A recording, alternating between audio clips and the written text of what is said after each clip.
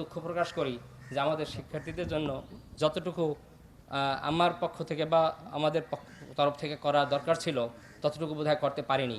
কেননা শিক্ষার্থীরা মূলত দেখিয়েছে যে নিরস্ত্র অবস্থায় কিভাবে ন্যায়সঙ্গত যৌক্তিক অধিকার এবং দাবি সেগুলা আদায় করতে হয়।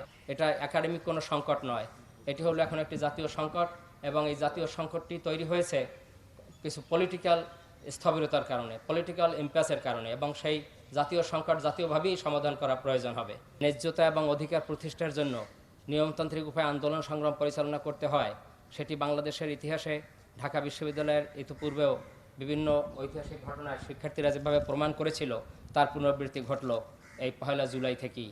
কেননা শিক্ষার্থীরা মূলত দেখিয়েছে যে নিরস্ত্র অবস্থায় কিভাবে সকল শ্রেণী পেশার দলমত নির্বিশেষে মানুষদেরকে ঐক্যবদ্ধ করে একটি আন্দোলন করে ন্যায়সঙ্গত যৌক্তিক অধিকার এবং দাবি সেগুলা আদায় করতে হয়, সেটি তারা অবশ্যই শিখিয়েছে এবং সে কারণে আমি তাদেরকে আন্তরিক ধন্যবাদ দিই।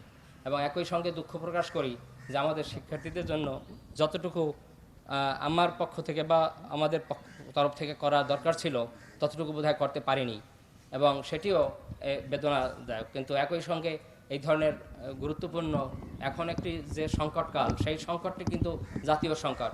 এটি শিক্ষা প্রতিষ্ঠানের কোনো একাডেমিক ইম্প্যাস না, এটা একাডেমিক কোনো সংকট নয়, এটি হলো এখন একটি জাতীয় সংকট এবং এই জাতীয় সংকটটি তৈরি হয়েছে কিছু পলিটিক্যাল স্থবিরতার কারণে, পলিটিক্যাল ইম্প্যাসের কারণে, এবং সেই জাতীয় সংকট জাতীয়ভাবেই সমাধান করা প্রয়োজন হবে।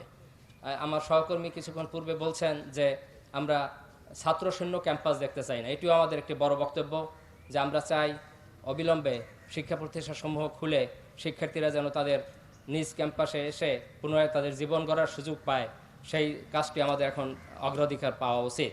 এবং সেই কারণে কর্তৃপক্ষের প্রতি আমাদের দাবি থাকবে যে একটি শান্তিপূর্ণ সহাবস্থান নিশ্চিত করে তাদের নিরাপত্তা এবং যে সকল ক্ষতি হয়েছে বিভিন্ন ভবনাদির এবং স্থাপনার, সেগুলো সংস্কার সাপেক্ষে যত দ্রুত সম্ভব দ্রুততম সময়ের মধ্যে বিশ্ববিদ্যালয় এবং শিক্ষা প্রতিষ্ঠানসমূহ খুলে শিক্ষার্থীদেরকে তাদের নিজ নিজ ক্যাম্পাসে গিয়ে তাদের জীবন গড়ার যে কাজ সেটি যেন ব্যাহত না হয়, সেজন্য সংশ্লিষ্ট কর্তৃপক্ষের প্রতি জোর আহ্বান রাখি।